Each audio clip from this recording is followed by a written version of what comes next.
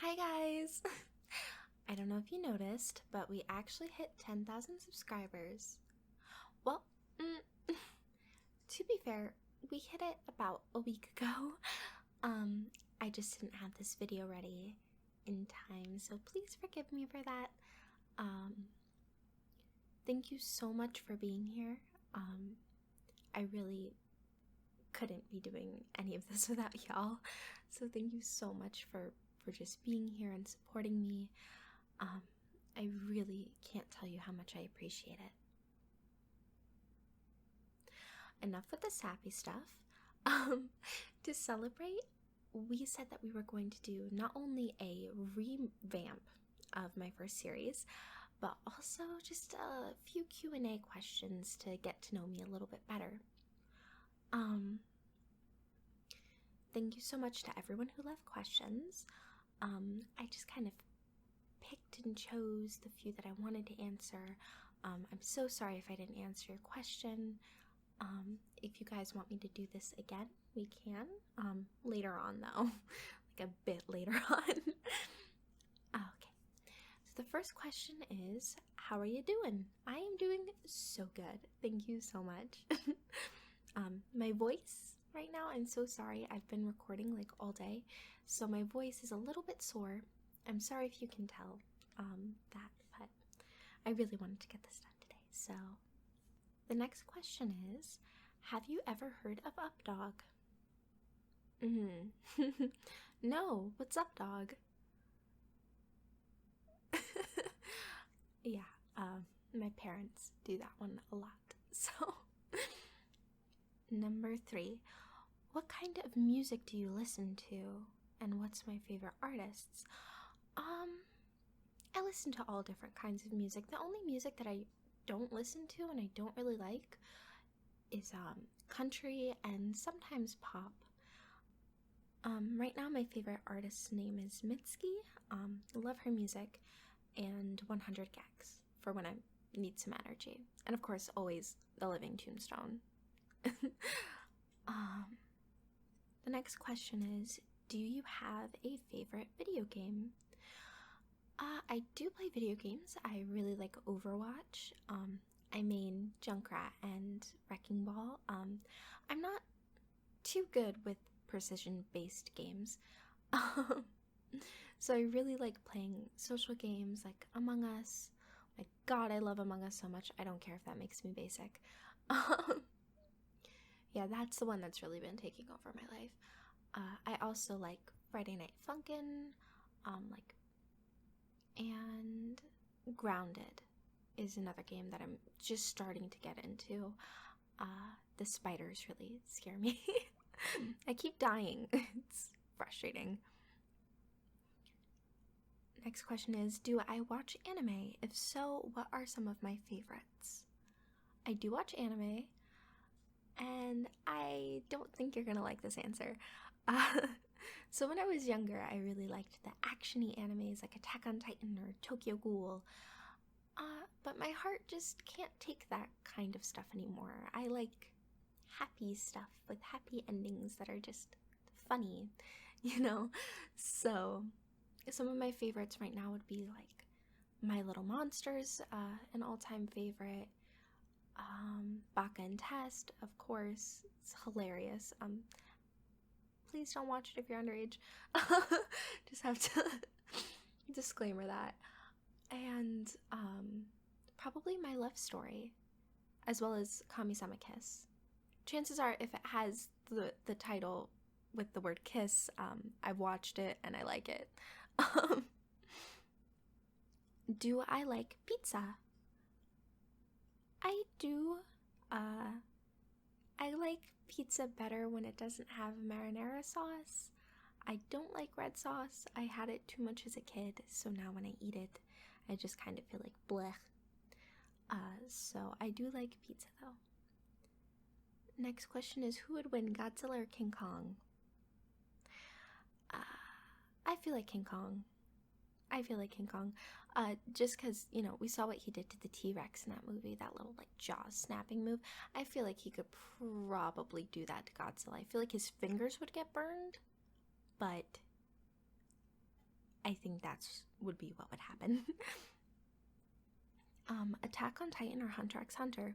No contest, Hunter x Hunter is one of my all-time favorite animes. Love Killua, love Gong. If they were real though, I don't think I would hang out with them. They have too much energy for me, but I do really enjoy that anime. I have stickers of it on my computer. Love them. Favorite flower and bird combo? That is such a creative question. So my favorite flower is a little bit unorthodox because it stinks. It's a stinky flower, and every time I get it, it stinks up my room, but I love it so much. I don't know why I love it so much. Sometimes I just get bouquets of it. It's called Baby's Breath, and you've probably seen it before. It's normally accents in a bouquet, but I just love it by itself. I hate the smell. I will spray perfume on those flowers. I hate the stench.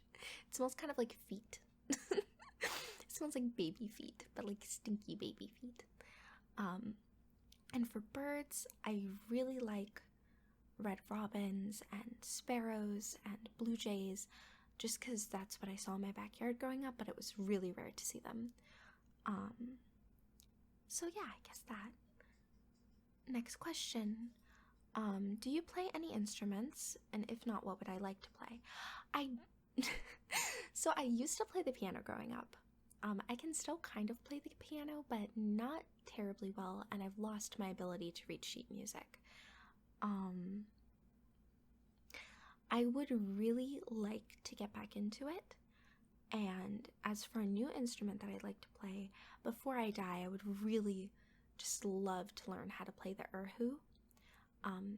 It's the 2-string instrument from China, and it has the most beautiful sound. It sounds like almost like a woman crying, but in a pretty way. Not in a creepy way, in a pretty way, says the Yanderes ASMR channel. Not in a creepy way, I promise, I promise. You should listen to it. It's so nice, so peaceful. Next question, do you have any hobbies? I do. I would consider YouTube a hobby. I love doing it so much. I love helping people out with their YouTube channels, just managing wise. Other than that, outside of that, I love reading. Don't ask me my favorite book series, you will be disappointed in me. I like gardening a lot. I like hanging out with my pets. And I guess walking. I like bird watching, but not like backyard birds, like more exotic birds. Next question, what is your pet peeve? I have a few. They're not super bad, and I wouldn't consider, like, if somebody did them, I wouldn't get mad at them. It just irks me. I have certain words that I really hate, and I refuse to use, and when people use them, I'm like, ugh, like, it puts me in a bad mood.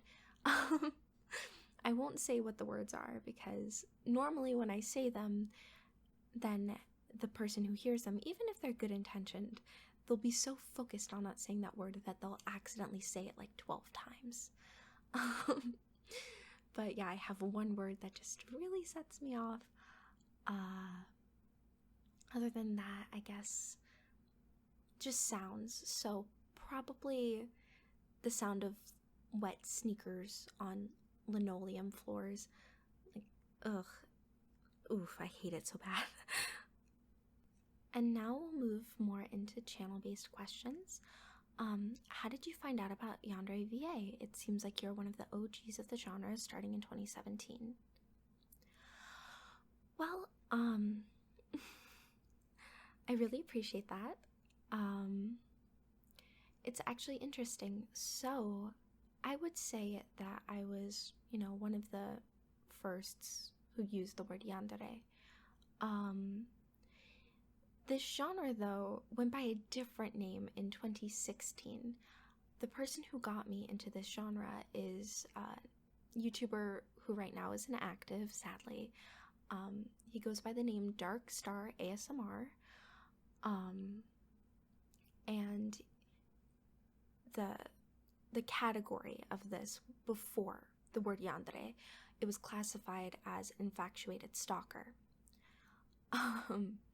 So he did a series on that, and I just found it to be absolutely fantastic.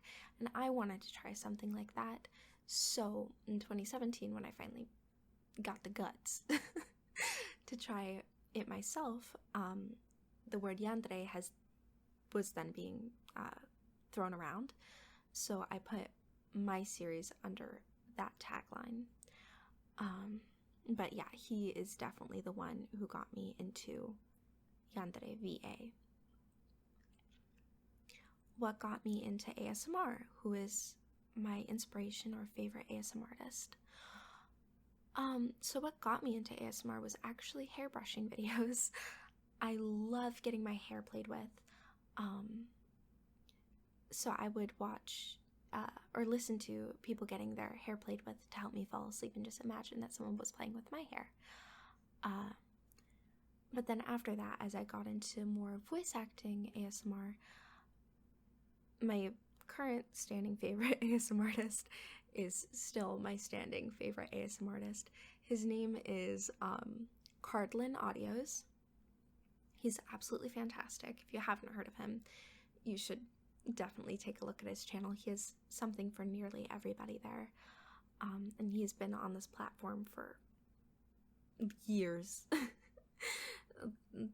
Probably more than twice as long as I've been here. Yeah, I love his stuff. Next question.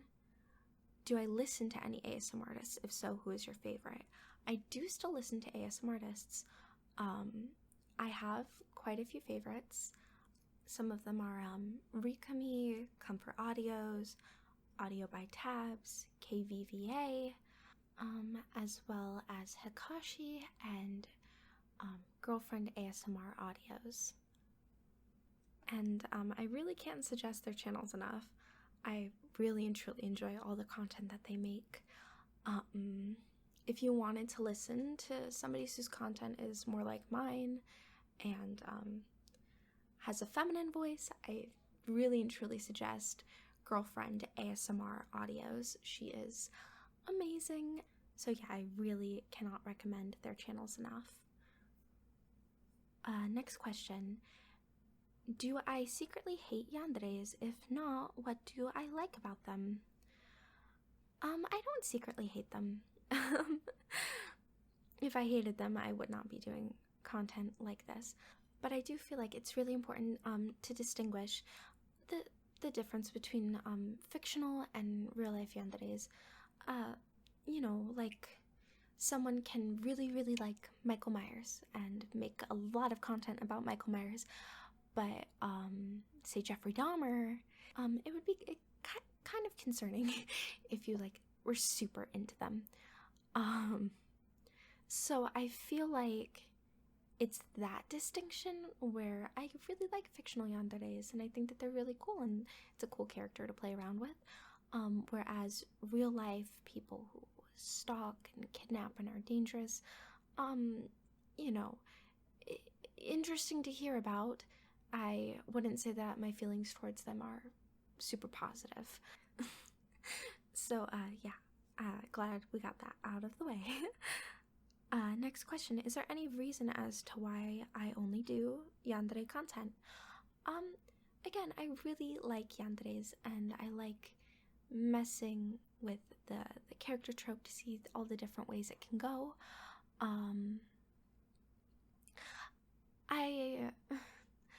I feel like what sets me apart from other channels who do primarily yandere content is because other channels, when they're doing it, they're focusing on that trope as romantic. It's a romantic plotline. Whereas mine, when I'm writing them and when I'm thinking about them, they're really more horror-based. And I feel like that really adds a sense of realism to my audios, to where, you know, not everything's gonna go perfectly. And sometimes, you know, they don't end up together. Sometimes, you know, the listener is affected with, the mental stresses that a victim would be affected with. So that's why I really like messing around with Yanderes, because I really feel like they're one of the most diverse character tropes in anime that you can see. I mean, tsusenderes, it can go, a few different ways. Yanderes, by nature, are just so unpredictable, which leaves me a lot of room for storytelling, which I love. And next question, what is your opinion on why yandere audios are as popular as they are and why people are as interested in them as they are? Well, I think that many people just want the feeling of being unconditionally loved. And a yandere is that. It's the feeling of unconditional love. You could do pretty much anything, and they won't blame you for it. They'll blame everything else around you, which is freeing in a sense, because your actions won't have the consequence of losing your partner. However, sometimes your actions will result in the consequence of losing your freedom, or them being super possessive or protective over you, which by itself a lot of people like. I just think that unconditional love is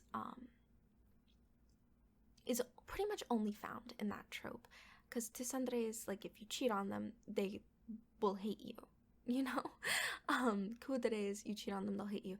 Yanderes, you cheat on them, they'll kill whoever you cheated on them with and be like, oh, it was all their fault.